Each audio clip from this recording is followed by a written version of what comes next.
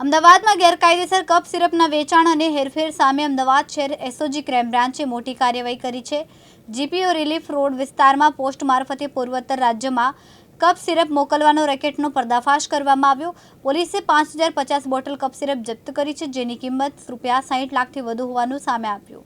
બાતમીના આધારે Ahmedabad SOG crime બ્રાન્ચે જીપીઓ રિલીફ રોડ વિસ્તારમાં તપાસ હાથ ધરી।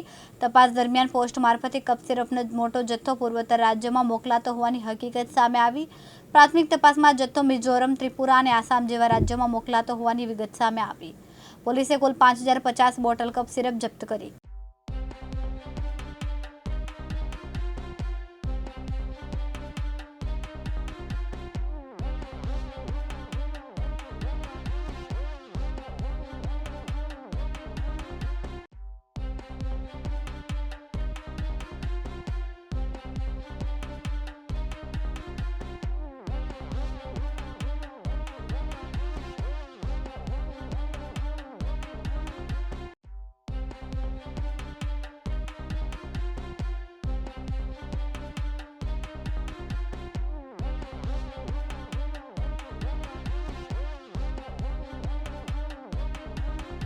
चिराग सोनी, दिव्यांग न्यूज़, अहमदाबाद।